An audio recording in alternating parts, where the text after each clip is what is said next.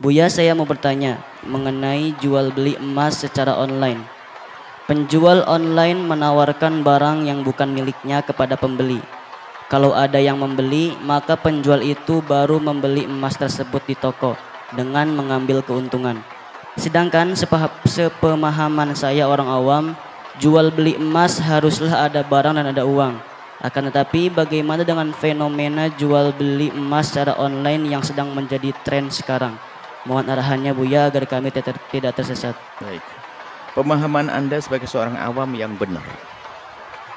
Tidak perlulah kita harus mengolah-ngolah uang tidak sama dengan emas. Sudah hampir disepakati oleh para ulama bahwasanya emas, uang adalah sama-sama dimasukkan hukumnya hukum naqdain.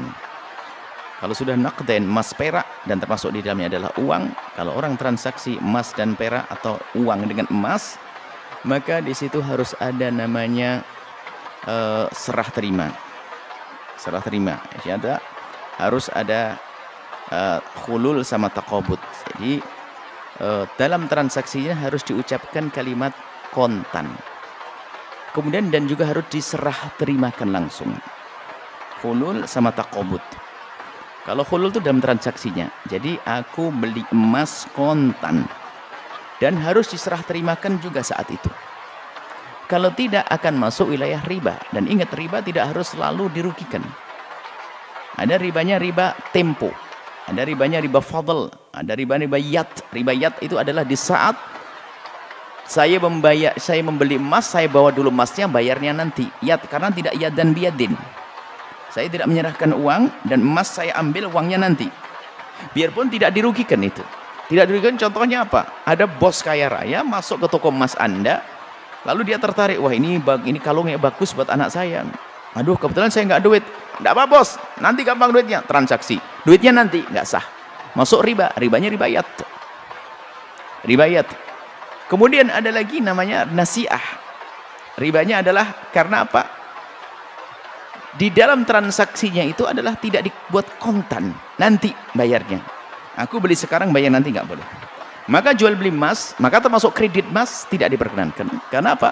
Sebagian daripada pembayarannya adalah ditunda. Kalaupun ada orang berusaha untuk menghalalkan urusan Anda, urusan dia, kita hanya bicara dengan dalam fikih di dalam madhab imam 4 madhab selesai. Kalau ada yang ingin keluar dari madhab ini adalah silahkan, urusan masing-masing kita dengan Allah. Maka kami sampaikan semacam ini. Baik, kemudian cuman ada cara, kalau ada orang seperti itu tadi online, bisa cara begini. Jadi belum terjadi transaksi, hanya sekedar janji saja. Misalnya Anda ingin jualan emas tapi Anda tidak punya barang, tapi Anda bisa cari pembeli, ya kan? Anda bisa cari pembeli. Kalau sudah Anda mendapatkan pembeli yang bakal membeli kepada Anda dengan harga lebih, Anda mencari emas, kan begitu? Jadi yang sana janji membeli, Anda beli emas. Setelah Anda beli emas, baru Anda jual ke mereka.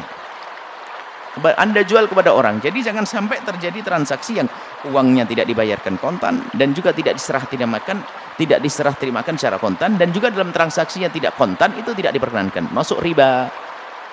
Anda awam, tapi awamnya benar Anda itu. Nah, kemudian hal-hal termasuk kredit emas dan sebagainya. Kami heran juga, kenapa kredit emas kok dipaksakan? Seperti mendesak. Kalau orang tidak kredit emas bisa mati atau bagaimana? Kok memaksakan diri harus pakai kredit emas? Saya mendukung bank syariah. Akan tapi di saat bank syariah tiba-tiba malah mengirim selebaran kepada kami tentang kredit emas, saya heran. Jangan. Kami akan dukung bank syariah, tapi tolong hal-hal semacam ini jangan dilakukan. Saya mendukung bank syariah, itu mendukung. Saya mendukung sekali. Dan kita pun selalu dengan bank syariah. Tapi ada beberapa transaksi semacam ini, tolonglah dievaluasi. Jangan, nggak mendesak. Apa yang mendesak orang kredit emas? Mati nggak kredit emas? Kenapa paksain orang harus kredit emas? Sampai kita harus merubah fatwa-fatwa itu? Nah ini. Jadi kalau memang tidak terjadi transaksi kontan, kemudian serah terimanya tidak sama-sama langsung, maka betul yang Anda katakan masuk wilayah riba. Terserah, asalkan bentuk, pokoknya transaksi namanya apa saja, sudah selesai, masuk wilayah riba. Dan Anda harus jauh-jauh dari cara yang semacam itu. Jual beli yang lainnya saja, jangan cari haram. Murka Allah kan mengerikan. Masih ada kok dagangan yang lain. Orang kaya tidak harus jualan emas kok. Ada jual daun saja kaya juga ada kok. Kenapa kita harus mencari yang haram? Kita mencari yang Allah tidak ridho. hijrahlah. Bumi Allah luas. Yang mengayakan adalah Allah, bukan pekerjaan Anda dan bukan bisnis Anda. Allah yang menjadikan kaya. Itu saja. Wallahu a'lam.